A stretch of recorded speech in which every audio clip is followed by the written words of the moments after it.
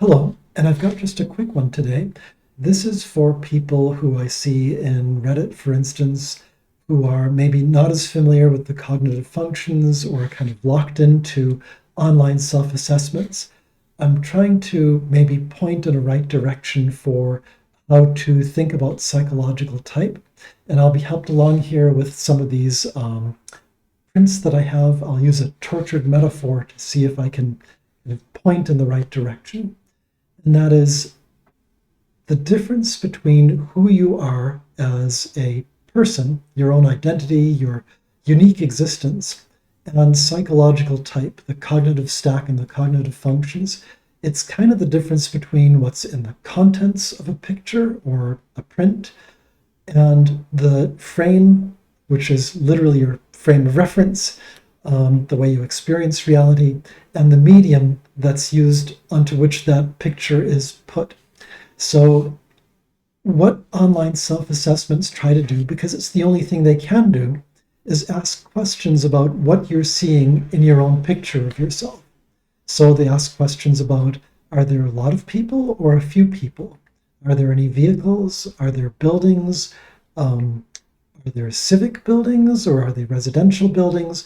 And on the basis of trying to sort out what is in your own unique picture, basically your behaviors, your self-idealization of your behaviors and your attitude and your aptitudes, the way you tell them, they're trying to then come back and kind of tell you the equivalent of, we think this is a watercolor picture that looks something like this frame. And so this is why you may be having a lot of trouble with getting a stable type, because they're trying to do the only way they can through your description of the contents, determine the medium and the frame. So it actually is super easy to see your cognitive functions. It's just really hard to assess what they actually are and how they're operating. So the cognitive functions, your own stack, you're living it every moment of your life. You're basically, when you're taking in information, the way you process it, the way you consider things, that's your cognition at work. The way you input, the way you use perspectives to sort out how to output decisions, all of that stuff is your cognition, but the way that you use those tools is uniquely you. So this can cause problems, again, with why the tests fail, because if you are an INFP or ESTJ or ISTP or whatever type, you could have the same looking contents in certain areas. So back to our tortured picture analogy, all of these different media, whether you're using crayons or watercolor or enamels or acrylics or oils or whatever, they can all end up having the same kind of content, just the medium on which they're painted is different.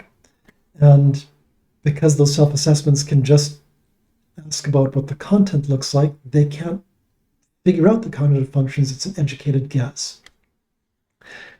So using this tired analogy a little bit further, it's as easy as assessing your own way that you experience reality.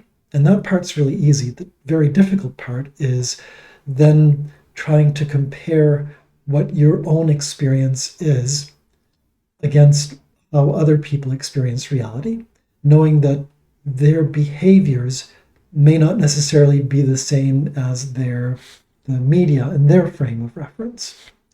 So the bright side of all of this is that you have a lifetime to figure out what sort of cognitive preferences you have, and there's no rush to it. You're not going to get any singular, deep, needed insight that absolutely is necessary to carry you forward. You'll still experience the world the same way the day after you figure out that you're an ISTJ or an ISFP or an INTJ or what have you. But it is helpful to understand the media that you use, because then you kind of can get a new appreciation for the way that you're painting content into that medium. Anyway, I don't know whether that's been helpful at all, but I do hope that it's provided at least a new perspective on why these self-assessments are difficult, what you're actually trying to look for and taking an extra step back. I know I didn't talk about any of the individual cognitive functions or what to look for here. That's kind of a separate discussion, but at least now you kind of know, I hope, not to trust any particular action or behavior to be cognition itself, not to confuse that, but to look at the underlying patterns of the whys and hows that you do things that then map back to how you actually experience and interface with the way that you experience reality. Anyway, that's all for now. Thanks for listening, and bye for now.